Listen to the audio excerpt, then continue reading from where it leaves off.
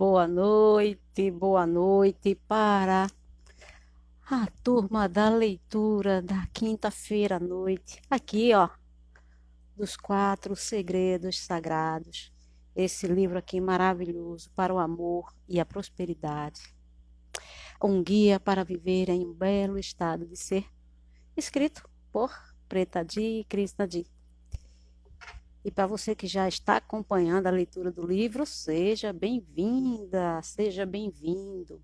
Para quem está chegando pela primeira vez aqui, ao vivo, junto comigo, ou depois assistindo a gravação, seja a gravação aqui no meu feed ou no canal do YouTube, seja bem-vindo também. Algum barulho você deve estar ouvindo aí e não se assuste, são tiros, mas nada de violência, nada de problema. Apenas eu moro muito pertinho de um quartel do Exército e esta semana, por esses dias, o estande de tiro está tendo muito treinamento. Então estão treinando até agora na escuridão. Então, se vocês estão ouvindo, fiquem tranquilos, está acontecendo nada demais por aqui. Faz parte da nossa rotina de quem mora perto do quartel do Exército. Então vamos aqui, deixa eu ver, vamos ver, eu vou fazer aqui, enviar aviãozinho, chamar algumas pessoas aqui para vir para a leitura do livro, para vir fazer parte com a gente dessa leitura que está sendo uma delícia fazer toda quinta-feira. Eu estou amando isso aqui, amando fazer essa leitura aqui. Estou chamando um monte de gente aqui, vamos ver quem vai atender ao chamado, quem é que nesse momento está podendo sentar com a gente para fazer essa leitura. Então, ó, mandei aqui um monte de aviãozinho. E olha só, pessoal, a gente começou a leitura, a gente está na terceira semana, estamos aqui adiantando, fazendo uma leitura muito tranquila, uma leitura muito gostosa. A proposta da leitura desse livro, como é um livro de ensinamento para transformar a vida da gente, a gente não corre com a leitura. A gente faz essa leitura devagar, tá? A gente não tem correria. Juliana, seja bem-vinda, boa noite. Fica aqui com a gente para a gente ler juntas esse livro aqui. Então, assim, a leitura a gente faz devagar, a gente não tem pressa, porque isso aqui é profundo, né? Isso aqui é amoroso. Essa leitura, esses ensinamentos são amorosos, são profundos, e a gente não precisa correr com isso aqui, tá? Então, a gente já leu, a gente começou na semana passada o primeiro segredo sagrado. E o primeiro segredo sagrado que é viva com uma visão espiritual. E aí a gente entendeu o que é que viver com essa visão espiritual. A gente entendeu que existem apenas dois estados de ser, né? Que é o belo estado de ser, ou então se a gente não estiver no belo estado de ser, a gente vai estar no estado de estresse, né? E aí a gente entende o estado de estresse quando a gente também está com aqueles sentimentos, né? De tristeza, de raiva, de vingança, de vergonha, de descontentamento, tudo isso também leva a gente para situações de estresse. E nesse primeiro segredo sagrado, ele convida a gente a fazer essa opção. Peraí, vamos escolher aqui, vamos decidir em que estado você quer estar na vida, viver a vida, ir para a vida, buscar os seus sonhos, se relacionar com as pessoas, se relacionar com você mesma, né? Em primeiro lugar, a gente se relaciona com a gente, e a gente, com um relacionamento bom com a gente, aí fica bem mais possível, mais fácil a gente ter bons relacionamentos fora da gente, né? Então, dando continuidade, aí a gente hoje está começando aqui, recomeçando a leitura na página 35. Se você não tem o livro, não tem problema. Fica tranquila, eu tenho aqui, eu vou lendo aqui, você vai acompanhando a leitura. Fique tranquila, fique bem, fique confortavelmente na sua casa. Chegou do trabalho, chegou de um dia que eu espero que tenha sido maravilhoso, que mesmo que tenha sido assim, intenso, mas tenha sido um intenso bom. Que você tenha encontrado momentos para sentir prazer com o seu dia, para fazer algo do jeito que você gosta, para se conduzir pelo seu coração e para ter tomado decisões a partir desse belo estado de ser. Então, que você tenha tido um dia excelente e para terminar, nesse começo aqui de noite, para a gente terminar esse dia, você continue fazendo com que seja maravilhoso. Então, relaxa e vamos aqui para a leitura. Então, para a gente começar, Eu vou pedir para você só respirar um pouquinho, de forma consciente. Vamos parar um pouquinho, né? É tudo tão agitado, é tudo tão corrido, né? Vamos parar um pouquinho, fecha os olhos.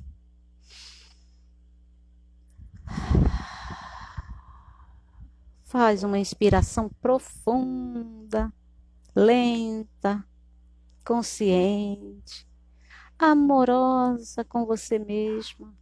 Solta o ar bem devagar.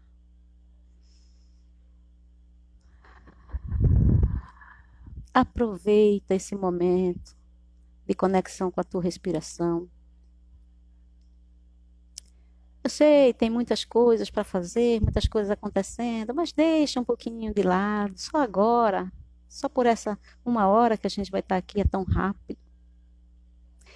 Tudo mais vai se encaixar depois. Só para um pouquinho. Inspira e solta o ar devagar, amorosamente. Sente o silêncio aí no seu coração. Sente a tranquilidade, a paz aí dentro de você.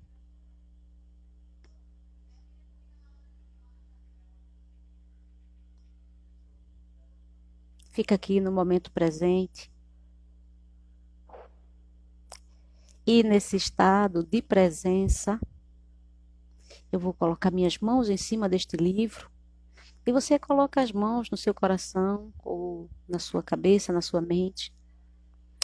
E vamos pedir, né, ao divino, ao nosso divino, que abra o nosso coração, que torne a gente bem receptiva para o que a gente vai ler, para o que a gente vai ouvir, para o que a gente vai compartilhar, para os ensinamentos que a gente tem para receber nessa noite. Que esse coração e que essa mente, tranquilos, abertos e receptivos, recebam na medida certa aquilo que precisa receber para promover a cura, para dar um passo adiante, para dizer sim para o próximo passo que a gente precisa dar, para deixar nossa vida cada dia melhor, mais feliz, mais conectada. E que a leitura de hoje, que os ensinamentos de hoje, encontrem espaço na nossa vida, nos nossos dias, para se tornar uma realidade. Não fique apenas na leitura. Que a gente consiga praticar os ensinamentos na medida da nossa preparação e da nossa capacidade de compreender e de aplicar. Faz uma inspiração profunda. Solta o ar relaxando o corpo e pode abrir os olhos. Vamos lá. Tem gente que vai achar estranho. Entrou aqui, me pegou de olho fechado, quase dormindo, falando manso. Graciete, oiê. Seja bem-vinda. Vamos lá, vamos começar aqui a leitura. Na página 35, onde a gente tinha parado. A gente tinha falado na semana passada que esse estado de ser, né, esse belo estado de ser e essa visão espiritual, né, que essa visão espiritual, a gente, Krishnaji diz que ela vem, é diferente de ter um objetivo, ela é mais do que ter um objetivo, é o que vai dar aquela sustentação, né, para a gente sonhar e para a gente seguir e para a gente construir e manter o nosso estado de ser belo. E dando continuidade, a gente vai entrar aqui na página 35, a prática mágica da Soul Sync. E quem escreve para a gente sobre a Soul Sync é ela, a maravilhosa Preta Di. Antes de você começar a primeira jornada da vida, queremos compartilhar uma ferramenta poderosa que o ajudará a despertar para os belos estados que acabamos de explicar. Criei a Soul Sync para ser mais do que uma meditação. Então, ela está ensinando a gente aqui sobre uma meditação que, na verdade, ela considera mais do que uma meditação, uma prática, né? Tanto que o título é A Prática Mágica da Soul Sync, não é só a meditação. Essa é uma prática sagrada praticada todas as manhãs por centenas e milhares de alunos da academia, em várias culturas, para começar o dia com um belo estado de ser e atrair o poder infinito da consciência para manifestar suas intenções mais sinceras. A Soul Sync é tanto científica quanto mística. Vamos explorar o místico, o lado místico primeiro. Olha só. Milênios antes do advento da neurociência moderna, os antigos sábios da Índia foram pioneiros na ciência da consciência. Suas descobertas seriam de grande interesse não só para os estudiosos do cérebro, mas para qualquer um que busca transformar sua maneira de pensar, sentir e viver. Os antigos falavam de um tipo de consciência mais expansiva, que iria além da nossa compreensão comum. Eles a chamavam de Brahma Garbha, o útero da consciência ilimitada, e a associavam com os eixos pineal e hipotálamo pituitário adrenal no cérebro. Pela nossa experiência, quando alguém ativa essa parte da consciência com uma prática como a Soul Sync, suas intenções profundas se tornam poderosas o suficiente para atravessar a barreira do pensamento e entrar no mundo físico. Olha só, gente, que ela está dizendo aqui é o poder da manifestação, né? De transformar o desejo em realidade. Depois, você se sentirá como se tivesse estabelecido um novo relacionamento com o universo. Olha que profundidade. Ele parece estar se reorganizando de tal maneira que você começa a experienciar sincronicidades. A gente já viu que eles explicaram que as sincronicidades são coincidências, entre aspas, né?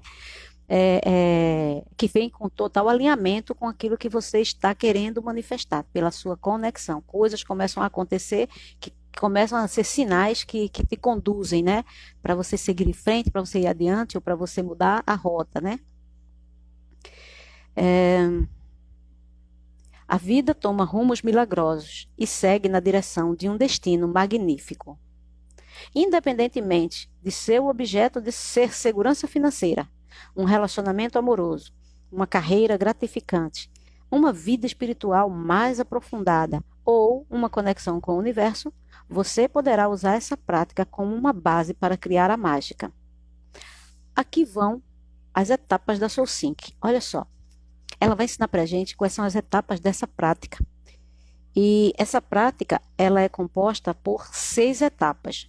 Vamos aprender sobre cada uma delas. A maravilhosa Soul Sync. Ela começa falando sobre a postura. Sente-se em uma cadeira confortável ou em uma almofada de meditação. Apoie as mãos nas coxas e use os polegares para contar suas respirações, tocando nos outros dedos, assim, ó. Comece com o indicador da mão esquerda, depois passe para o médio e assim por diante, contando até 8.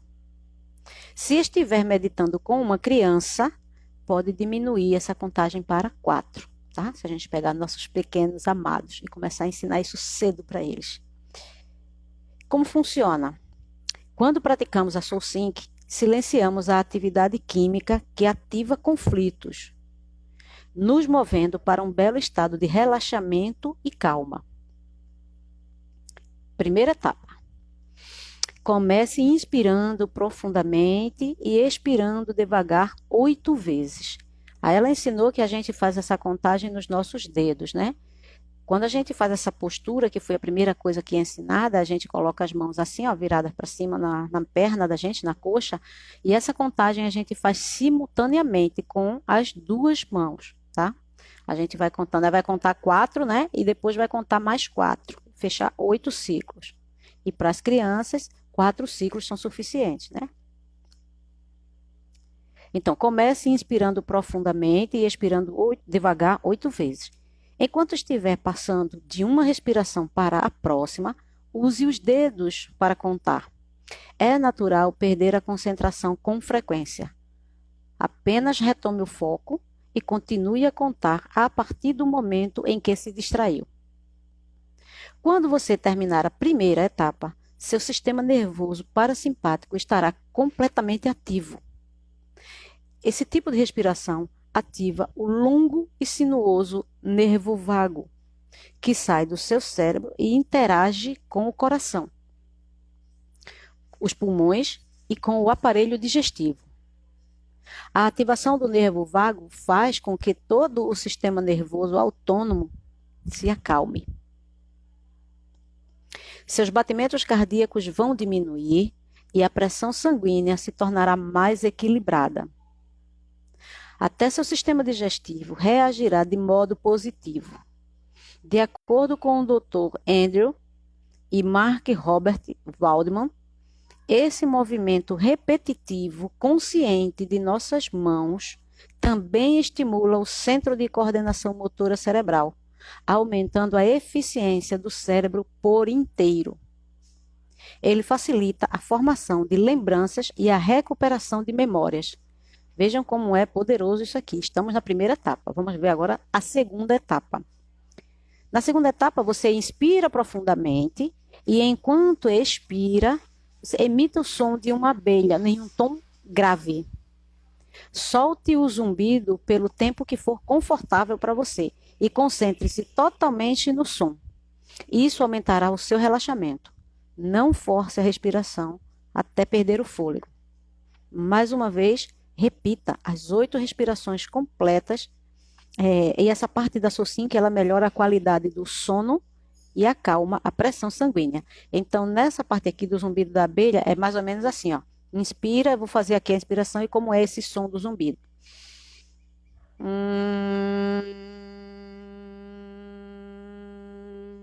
Aí você vai fazer isso o suficiente e de forma tranquila. Não vai fazer exagerando, nem indo até ficar sem fôlego, né?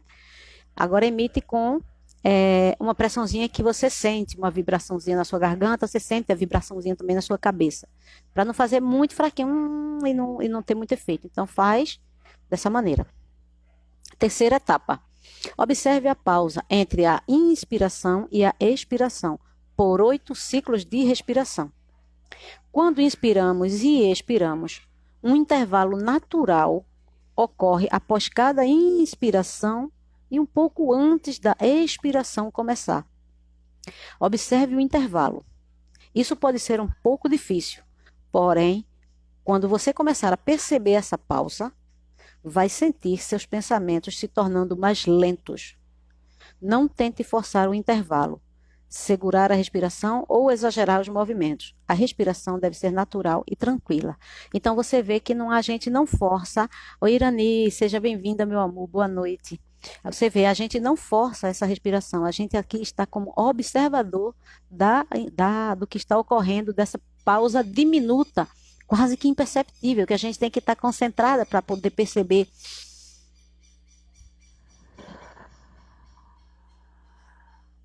Entre inspiração e expiração, essa pequenita pausa. Mas aí a gente faz de forma natural, tranquila, sem forçar, né?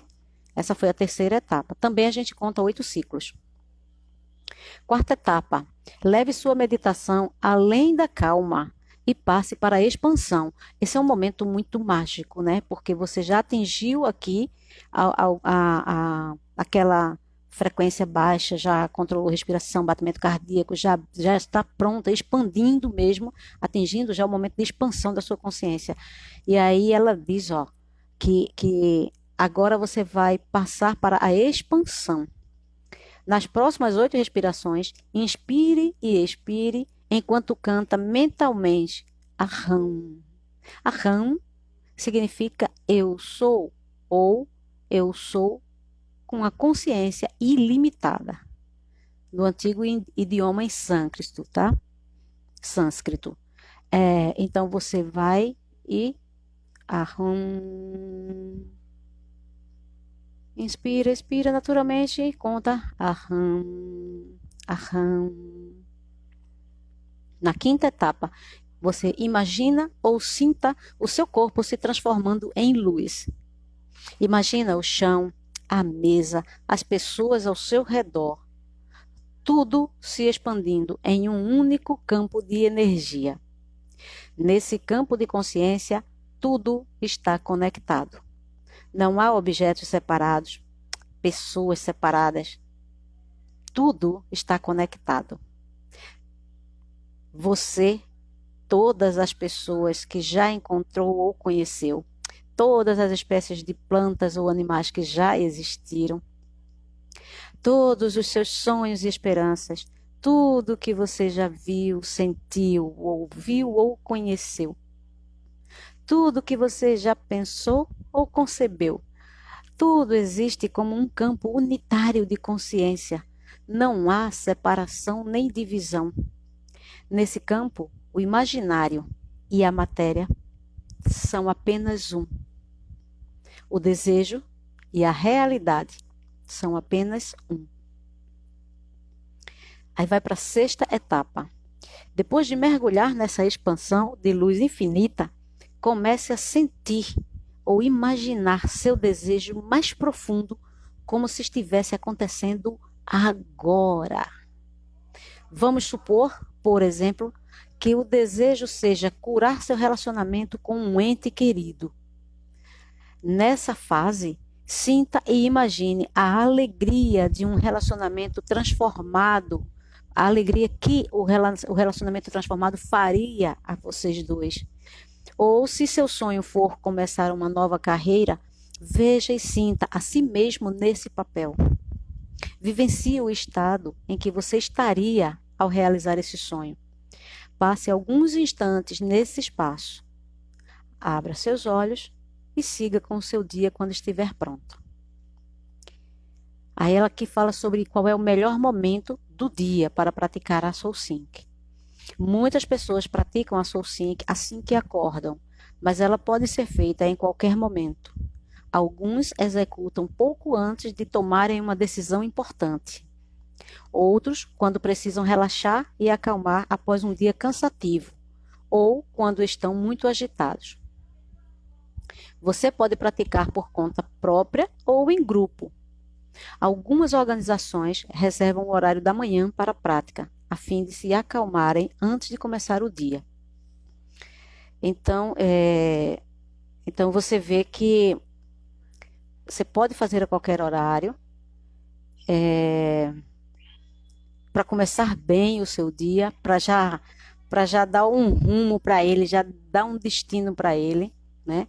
E você pode pensar e intencionar qualquer desejo, qualquer, não se limite, o seu sonho é o seu sonho. Você é livre para sonhar, para desejar e fazer a prática trazendo a sua intenção e o seu desejo. Algumas equipes usam a Soul Sync para determinar uma visão comum e canalizar suas forças coletivas para alcançá-la. Sugerimos que você se proponha a praticá-la pelo menos uma vez por dia, mas não se limite. Algumas pessoas chegam a fazer o exercício 5 vezes por dia. Essa prática toda que foi ensinada, ela leva aproximadamente 9 minutos, no máximo ali 12 minutos, tá? É uma prática que ela é rápida. Também sugerimos que você jamais apresse a prática.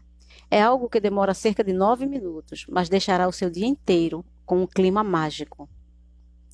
Espaço Funcionamente, seja bem-vinda e boa noite. Entre aqui mergulhe aqui na nossa leitura. Uma de nossas alunas, uma empresária que acabou de lançar uma nova startup, decidiu que a Soul Sync seria uma prática diária de toda a sua equipe. A cada 21 dias, eles determinam uma nova intenção compartilhada, na qual se concentram pelo próximo período de 3 semanas. O interessante é que a maioria das intenções se manifesta. É muita força, é muito poder, todo mundo com uma intenção só, fazendo todos os dias a prática, intencionando um bem coletivo, né? Vamos compartilhar um exemplo. Depois de determinar a intenção de manifestar grandes recursos, eles tiveram uma reunião com uma organização que buscava uma parceria. Após uma sessão de brainstorm, o presidente da organização ofereceu um investimento generoso para uma startup daquele tamanho, além de espaço para coworking e apoio para marketing, assim como co-branding. Mas não foi apenas esse apoio efusivo que estimulou nossa aluna.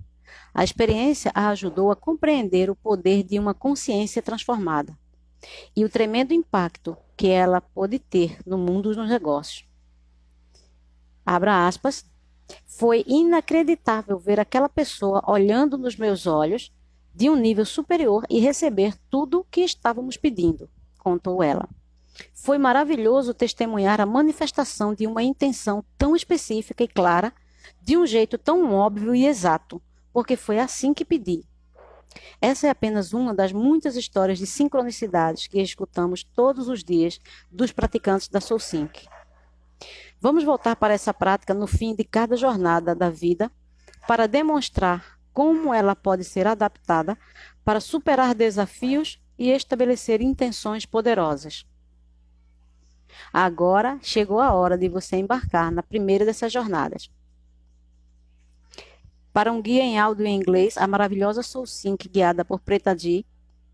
Olha só, essa meditação, a gente não vai fazer ela aqui agora, mas quem quiser e não conhecer e quiser, pode mandar um direct aqui para mim, que eu mando o link dessa meditação em português para você poder começar a fazer, ganhar intimidade com ela, começar a manifestar suas intenções e depois você aprender e não ter mais assim a necessidade de fazer com ela sendo guiada, você poder fazer no momento que você achar mais conveniente, que você quiser fazer a meditação.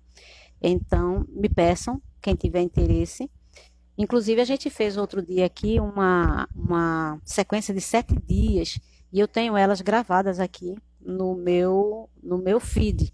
Mas se você não... E você pode acompanhar. Lá a gente fez para a saúde, a gente fez para os negócios, a gente fez para a bondade. Oi, Silvia, seja bem-vinda, meu amor, boa noite. A gente fez para a bondade, fez para a saúde, fez para os relacionamentos, fez para os negócios e fez para a prosperidade. E elas estão todas gravadas no feed. Mas se você quiser receber essa meditação, me dá um oi aí no direct, que depois aí eu mando o link para você. Tá? Deixa eu ver aqui a hora. Ah, tá cedo. Agora a gente vai entrar na primeira jornada da vida. Na página 41, a primeira jornada da vida. Cure a criança ferida.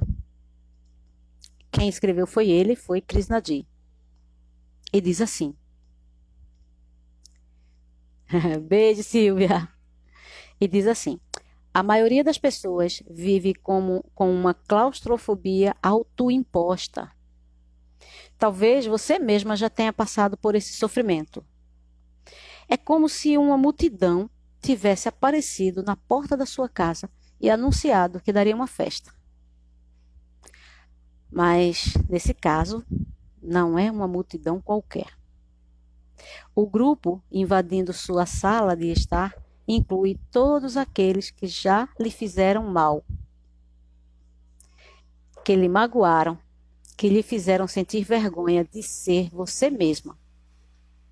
E, de repente, essas pessoas começam a dar opiniões não solicitadas sobre a decoração da casa, a música que está tocando e, bem, todas as decisões que você já tomou na vida.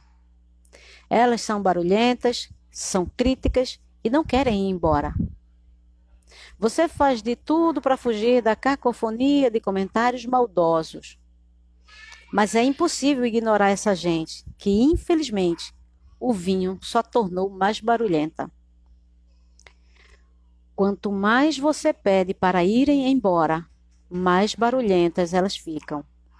Sem saber o que fazer, você fica paralisado. Claro, seria ótimo ter paz e tranquilidade. Porém, mesmo assim, após algumas horas dessa baderna, você se acostuma com os convidados indesejados. Muitos deles são, afinal de contas, pessoas muito amadas, seus pais, seus irmãos, seus primeiros amigos. Ainda assim, quanto mais tempo esse pessoal permanece lá, mais cansado você fica.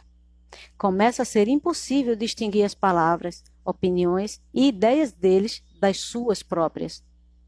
Você passa a se sentir hesitante, tão arisco quanto um gato equilibrado sob uma cerca. se ao menos lhe restasse algum espaço. Se ao menos você conseguisse se libertar. Se ao menos você conseguisse voltar a se mover. A vida é como um grande rio, sempre correndo para frente, sempre nos apresentando novas oportunidades para amar, fazer conexões, se expandir. Porém, se quisermos seguir em frente junto com ela, precisamos nos libertar do passado que nos prende às margens lamacentas e estagnadas, onde é impossível seguir adiante. Voltando para a analogia da festa, devemos fazer as pazes com os convidados indesejados que ocupam nossos corações e mentes. Devemos despertar para a dimensão da calma em nossa consciência. Devemos nos posicionar em um modo totalmente presente para as vozes que nos dizem que somos estúpidos, tolos, insignificantes. Assim como as que nos dizem que estamos certos e todas as outras opiniões estão erradas. Como? Curando a criança ferida que vive dentro de cada um de nós, congelada no tempo, seu choro abafado pela multidão barulhenta. Devemos manter a visão espiritual de abrir mão de tudo que já passou pela nossa geleira interior derreter, libertando-nos da rigidez do passado. Quando fizermos isso, será impossível retroceder. Nossa vida começará a fluir como um grande rio seguindo para o oceano, na direção de mais ordem, bem-estar e expansão. Vamos começar. Imagine que, quando espera na fila de um restaurante chique, você tropeça e desaba no chão. O silêncio cai entre os clientes e as suas bochechas coram de vergonha. Depois de ter se esforçado tanto para se arrumar e ficar elegante, um passo em falso revelou a verdade para o mundo. Você não pertence a esse lugar e todos sabem disso. Muito tempo depois de o momento passar, a queda não sai da sua cabeça. A dor física foi mínima, mas a angústia emocional permanece por uma eternidade após você recuperar o equilíbrio. E quando a vida lhe oferece uma nova experiência, seus pensamentos continuam perdidos no caos. Você está se afogando na balbúrdia de seus próprios conflitos interiores. Agora, imagine-se como uma criança aprendendo a dar os primeiros passos. Quando você cai e machuca o joelho, chora. Porém, assim que a dor física desaparece, outra coisa chama sua atenção. Você está pronto para a próxima experiência antes mesmo de as lágrimas secarem. É como se a dor nunca tivesse acontecido. Esse é o belo estado de alegria de uma criança feliz. Assim como os pássaros não deixam sinais da sua passagem pelo céu, nosso passado não deixa rastros emocionais dolorosos. Há apenas uma folha em branco da consciência pronta para a próxima experiência. A criança feliz e a criança ferida não são meras lembranças do nosso passado.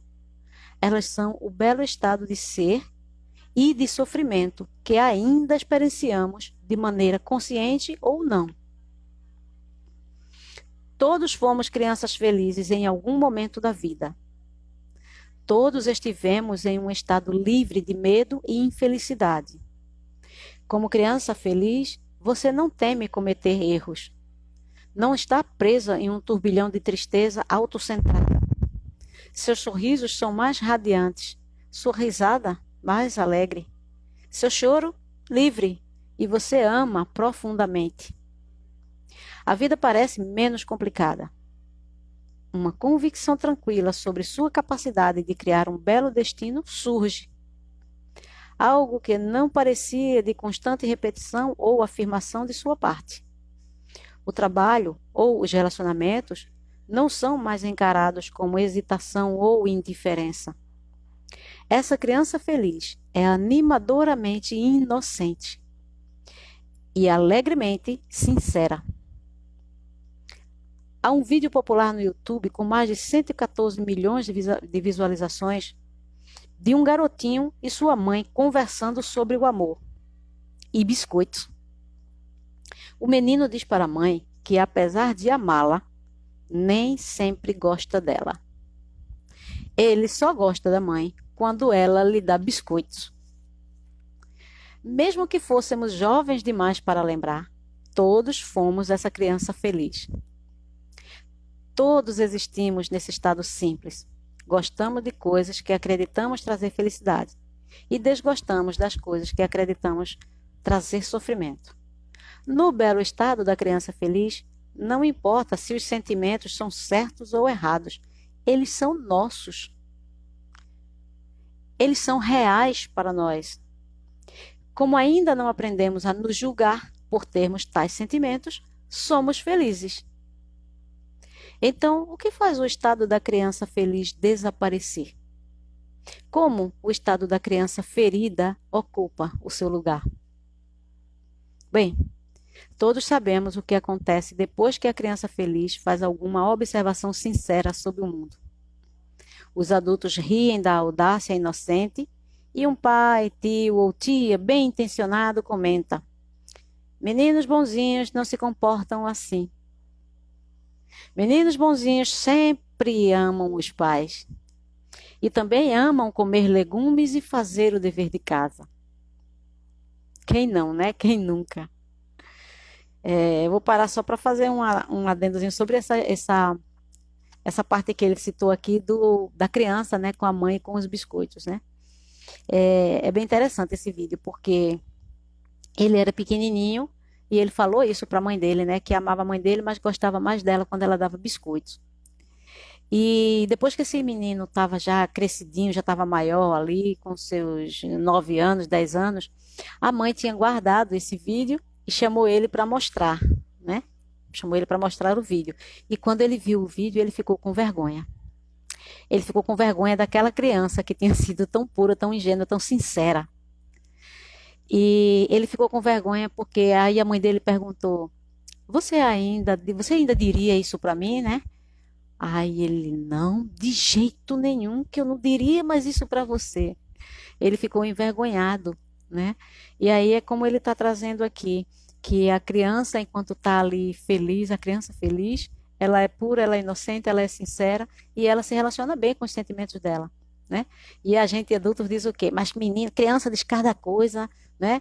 Você vai numa festinha, aí leva um presentinho para uma criança pequena e você vai e escolhe uma roupa linda para aquela criança. Aí quando você entrega a criança, adora receber presente, ela vem e vem receber o seu presente. Aí quando ela abre, que ela vê uma roupa, aí ela agradece e solta já do lado e já vai correr. E aí você, o pai, a mãe, o tio, sei lá quem, o adulto chama e diz assim: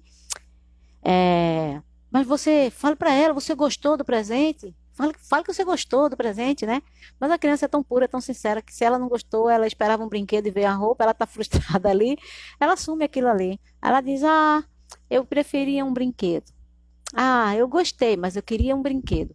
E aí os pais ficam com vergonha, e o adulto que foi lá e que também deu aquele presente se sente acanhado, se sente envergonhado, né? E você vê aquela criança naquela fase, ela era autêntica e os sentimentos dela eram apenas os sentimentos dela. Isso não trazia vergonha, isso não tinha que esconder. Mas quando o menino já ficou maior e viu aquilo ali, ele já se sentiu envergonhado, porque aquilo ali foi uma falta de respeito, aquilo ali foi envergonhou, porque aquilo ali não foi uma demonstração de amor, né? Então, quando cresce, já vem trazendo as coisas daqui do mundo, né? De que vai convivendo, que vai aprendendo, que vai ouvindo e já começa ali, ainda na infância, naquela fase, a esconder sentimento, a negar sentimento. Depois fica como a gente, né? Que às vezes está triste, não quer demonstrar que está triste, que sente raiva e não quer sentir raiva e se chateia, fica com raiva porque está com raiva, porque já faz julgamento em cima do próprio sentimento. E sentimento é apenas sentimento, né? Não tem julgamento para o sentimento, tem aprendizado a partir do sentimento. Então, vamos lá, vamos continuar aqui. Era só esse adendo que eu queria colocar. Bem, Todos sabemos o que acontece depois que a criança feliz faz alguma observação sincera sobre o mundo. Os adultos riem da audácia inocente e um pai, tio ou tia bem-intencionado comentam, né? Aquilo que eu já li aqui, né? Meninos bonzinhos não se comportam assim, meninos bonzinhos amam os pais sempre e comem legumes e fazem o dever de casa. E a gente cresce querendo ser menino bonzinho. Apesar das boas intenções que as cercam, declarações desse tipo podem plantar sementes de dúvida, confusão e até humilhação na mente da criança. As experiências internas podem não ter mudado. Ela ainda ama os pais quando ganha comidas de que gosta. Ainda sente inveja do coleguinha com brinquedos melhores. Ainda acha chatas certas atividades na escola. Porém, agora, esses sentimentos causam vergonha. O tempo passa, a criança cresce, mas frequentemente com muitos conflitos internos. Costumamos associar essa insatisfação com o processo natural do crescimento. Mas e se esse estado de sofrimento for, na verdade, contrário às leis da natureza? E se existir uma maneira de voltar para aquele belo estado de alegria?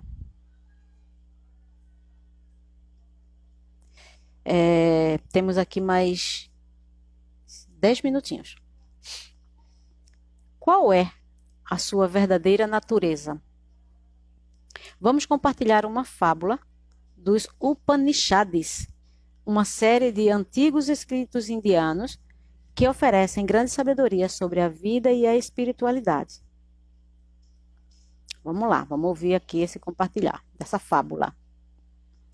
Uma leoa na floresta estava grávida. Ela sofria as dores iniciais do parto e pontadas fortes de fome. De repente, notou uma ovelha e seu rebanho de carneiros que haviam se distanciado do vilarejo e entrado na mata.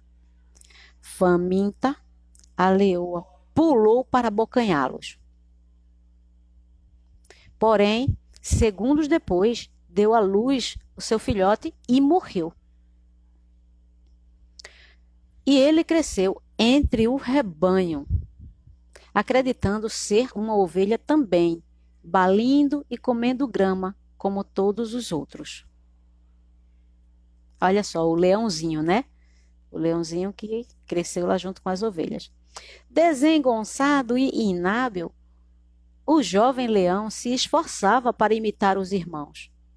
Ele tentava desesperadamente agir como os outros, alcançar os galhos mais altos das árvores para mordiscar folhas macias e seguir por caminhos montanhosos para comer grama fresca. Porém, conforme o leãozinho crescia, foi assolado por uma grande tristeza. Ele sentia a necessidade de ser algo diferente, algo mais. Numa tarde, escutou um rugido de um leão ao longe. Então correu até sua mãe ovelha e perguntou: será que um dia eu também vou conseguir rugir assim? O que você acha? Que a ovelha respondeu. O leão ruge, ele é o rei da floresta e você é só uma ovelha. Com um tom levemente frustrado, ela continuou: nosso papel é sermos mansos e cuidadosos. A vida é assim, e seria melhor abandonar essas fantasias. Você ainda nem aprendeu a pastar direito? Seja mais amigo dos seus irmãos e cresça. Olha só, né? Todos nós já não passamos por alguma versão dessa história. Todos nós já não escutamos, de um jeito ou de outro, que devemos seguir uma vida de concessões emocionais. Já não nos fizeram acreditar que viver cheio de medo, solidão e estresse está certo, que todo mundo vive assim. Já não fomos incentivados a ignorar o que sentimos e seguir em frente com as nossas obrigações diárias?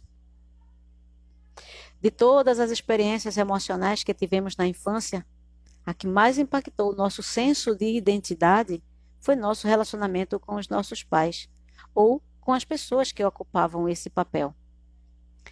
Deles saíram nossas primeiras experiências com amor, atenção, empatia, conexão e alegria. E também as nossas primeiras experiências com a rejeição, decepção e solidão. Essas situações precoces se tornaram nossos estados habituais e afetam a maneira como nos sentimos, como nos vemos e como encaramos e convivemos com as pessoas. Alguns de nós tiveram pais maravilhosos e infâncias felizes, enquanto outros tiveram infâncias desagradáveis. Independentemente do clima geral em que as crianças crescem, pequenas rejeições e a sensação de terem sido negligenciadas já bastam para causar feridas emocionais profundas. E essas feridas não podem ser ignoradas, porque quando acontecem com uma criança, as ramificações são intensas e duradouras, transformando a base para o surgimento do estado da criança ferida.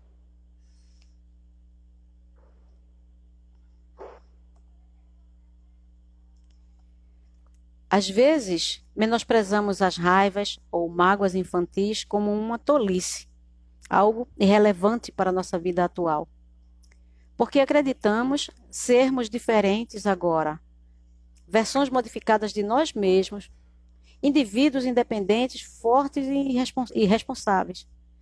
Mas se por um instante conseguirmos jogar fora qualquer máscara ou autoimagem pela qual geralmente nos apegamos, nos descobriremos de verdade. Veremos o impacto real que nosso passado doloroso teve em nossa mente. É apenas encarando essa verdade sem medo que a liberdade é possível. Uma história de Sri Ramakrishna, um místico indiano que viveu cerca de 130 anos atrás, explica bem o impacto dos estados de sofrimento frequentes. Um dia, duas mulheres foram ao mercado para comercializar seus produtos. Uma vendia flores e a outra vendia peixes. No caminho de volta para casa, começou a chover pesado. Então as amigas decidiram dormir na residência da vendedora de flores, que ficava mais perto. Mas a vendedora de peixes não conseguia cair no sono. Tentando encontrar um motivo para sua insônia, a mulher notou a cesta de flores ao seu lado. Sorrindo, ela afastou a cesta, pegou a sua, com os peixes velhos e fedidos, e inspirou profundamente e logo caiu em um sono profundo. Os estados que cultivamos na infância, tenham sido belos ou desagradáveis, acabam se tornando nossas propensões naturais. Olha, ela estranhou o cheiro de flores. O familiar para ela que fazia ela dormir era o cheiro dos peixes que já tinham passado o dia naquele cesto, né? E afastou as flores e cheirou os peixes e ali ela conseguiu dormir. Quando continuamos cedendo repetidamente às emoções habituais, um processo interessante surge em nosso cérebro. O neuropsicólogo Rick Hanson descreve o cérebro como um tecido com textura de tofu que vive dentro do crânio. Dentro dele há mais de 100 bilhões de neurônios, 1 trilhão de células de apoio conhecidas como neuroglias e pelo menos 100 trilhões de conexões neurais. Nossos pensamentos e emoções, independentemente de estarmos cientes deles ou não, agem como impulsos elétricos, se movendo em uma velocidade impressionante entre os neurônios. Devido à capacidade plástica do cérebro, cada pensamento ou emoção flui como uma onda no mar, sem deixar impactos duradouros. Porém, quando você cede aos mesmos pensamentos uma vez após a outra, acaba causando um profundo um impacto profundo nas conexões neurais, da mesma forma como as marés moldam a linha costeira. Não importa o cérebro que seus pais e a natureza lhe deram, é você, com os seus pensamentos repetitivos e emoções habituais, quem esculpe o seu próprio cérebro. A gente vai fazer uma pausa aqui, fazer um exercício com uma pausa, e depois dessa pausa a gente vai encerrar por hoje essa leitura, tá? Por causa aqui do nosso horário, para não ficar cansado, para a gente também não receber informação demais, né? Então, por favor, vamos fazer aqui agora uma pausa. Respire fundo, inspire pelo seu diafragma, aqui no abdômen. Deixe seu abdômen se projetar levemente para frente. É como se você estivesse soprando um balão de festa, um balão de criança, e aqui no teu abdômen é esse balão. Aí você inspira enchendo esse abdômen, concentrado nessa região, e solta essa respiração, esvaziando completamente seus pulmões. Vamos fazer isso algumas vezes, tá? Respira fundo, desse modo. Infla esse abdômen. Esvazia o pulmão.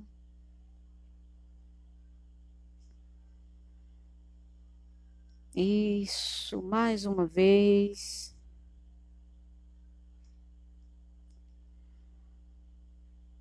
Infla o abdômen. Esvazia. Reconheça agora o estado no qual você passou boa parte do seu último ano. Traga a memória do seu último ano. Como foi que você passou boa parte desse tempo? Se esse estado que você está identificando aí tivesse que se tornar o seu parâmetro mental e emocional pelo resto da sua vida, você seria uma pessoa feliz ou infeliz? Por favor, veja só a verdade. Não tente mudar o que você está vendo sobre si mesmo. Qualquer tentativa de se esforçar a parecer positivo é uma fuga. Talvez isso melhore o seu humor por um tempo. Mas é impossível transformar seu estado interior apenas com o desejo de mudá-lo.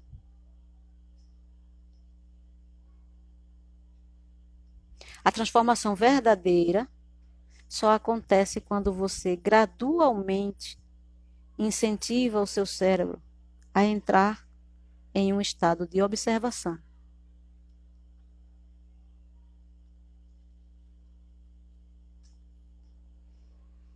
Tente observar o seu estado de consciência hoje.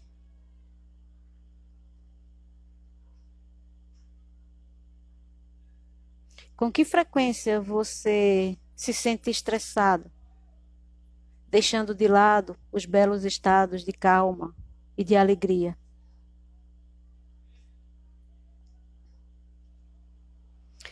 Apenas reconheça. Não precisa fazer mais nada.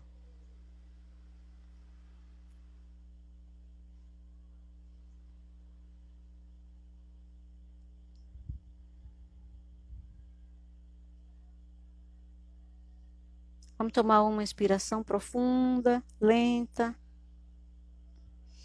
E vamos abrir os olhos. E é muito interessante, né? Essa colocação de a gente, esse exercício, né? De a gente observar, né? Observar nossa mente, observar nossos pensamentos, observar o estado emocional que a gente frequentemente fica, né? E muito interessante quando ele também traz para a gente essa advertência de que a gente não muda só dizendo que quer mudar, a gente muda à medida que a gente vai praticando essa mudança, ela é gradual, né? A gente não é simples assim, de a gente dizer eu quero mudar e eu vou agora dormir, terminei de ler, terminei de me conectar com isso, percebi algumas coisas em mim, eu digo não, eu quero mudar e eu vou dormir e amanhã quando eu acordar, eu acordei outra pessoa, com tudo transformado, com a vida mais bela, com tudo acontecendo maravilhosamente. Você viu que primeiro ele fez a explicação de como é que os pensamentos repetitivos vão fazendo as alterações, né? E a gente vai se habituando com os pensamentos, e aí a gente vai fazendo aquelas alterações no cérebro, né? Tipo, é como se fosse calcificando, né? Ele chega a comparar com a onda do mar, a natureza sempre presente para ensinar a gente. É como ele diz, a onda do mar, ela vem e ela vai, mas de tanto ela ficar ali em um lugar só, batendo ali, ela vai formando, né, aquela estrutura mais sólida. E isso ele comparou e disse com o nosso pensamento, né, com todos esses trilhões de células, com todas essas terminações nervosas, com toda essa composição física que a gente tem no cérebro e com toda essa plasticidade que ele tem, que é essa capacidade dele de se transformar. Não importa o que a experiência da gente, as pessoas que convivem com a gente ou conviveram, trouxeram para a gente, o que mais importa é o que a gente está fazendo, a gente mesmo, com o nosso pensamento. E que estar habituado, estar pensando sempre ali, o repetitivo negativo, aquele repetitivo que deixa a gente se sentindo mal, aquele repetitivo que às vezes até assusta a gente, faz, poxa vida, isso é tão frequente na minha vida, eu queria me livrar desse pensamento, eu queria me livrar dessa situação, e isso só me deixa é, mais triste, mais caóticazinha, tira minha capacidade de pensar coisas boas, de determinar coisas boas para a minha vida, eu não consigo fazer isso direito. Então, você vê que ele traz isso para a gente. Ele traz essa tranquilidade, porque a gente sabe que fazer essa transformação requer uma dedicação, um esforço, além da vontade. E é muito interessante quando ele deixa a gente já ciente, olha, não é só querer que você já vai transformar, é você querer e você trabalhar de forma gradual ali, do mesmo jeito que a gente veio de forma gradual construindo e calcificando, calcificando esse pensamento e isso na estrutura da gente, a gente vai fazer esse movimento para ter esse efeito contrário, para a gente mudar isso. Então, isso requer paciência da nossa parte, requer autocompaixão, né? A autocompaixão, a gente aceitar que a gente está nesse processo, que a gente está modificando isso e que isso vai exigir da gente uma regularidade disso, né? Uma constância para que isso venha realmente a ser aos poucos transformado e venha surtir os efeitos que a gente quer, né? Na vida da gente, na relação da gente com a gente mesmo, em primeiro lugar, né? Na construção da nossa própria identidade, naquilo que a gente olha, que a gente vê quando a gente olha para o espelho. Quem é você quando você olha para o espelho, né? Quem você vê no espelho? A gente vê muito aquela, assim, que a gente passa esses anúncios assim, né? Que é o leão olhando para o espelho e se vendo um gatinho.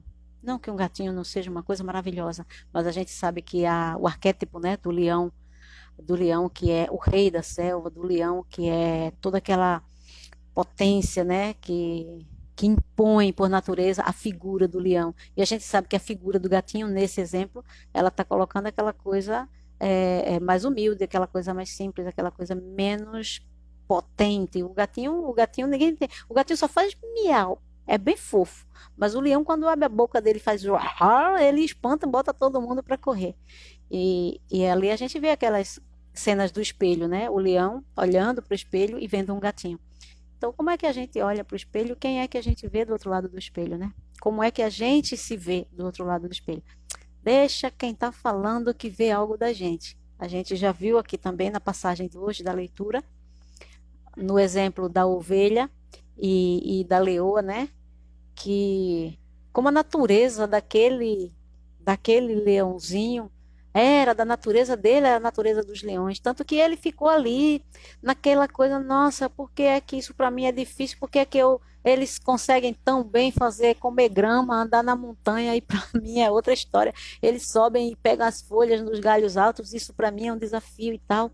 Mas quando ele escutou de longe aquele leão rugindo, veio de dentro dele aquela identidade, aquela coisa, e isso sou eu, esse sou eu, esse som é meu. Eu tenho identidade, eu tenho uma harmonia, eu tenho uma coisa dentro de mim que conecta com esse som, aquela grandeza dele, né, de estar, de ter crescido num lugar diferente.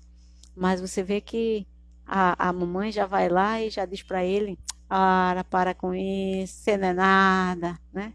Você não é nada.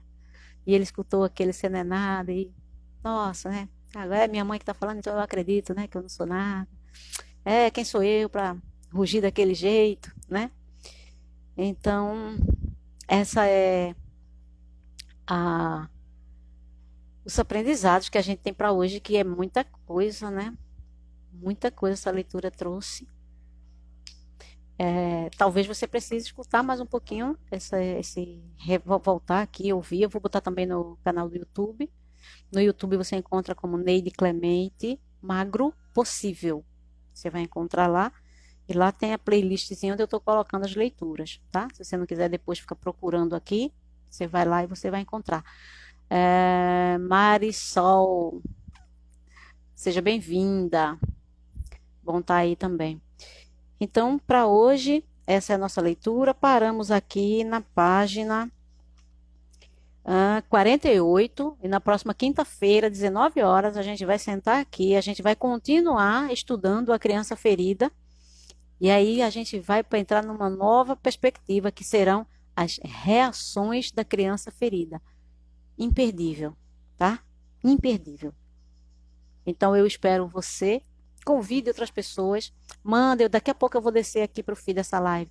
Pega esse aviãozinho aí, compartilha com outras pessoas, deixa outras pessoas que você lembra que estão na busca aí do autoconhecimento, que estão da autodescoberta, que, que vão se beneficiar com esse ensinamento, com esses aprendizados, que podem se preparar para dar um passo à frente.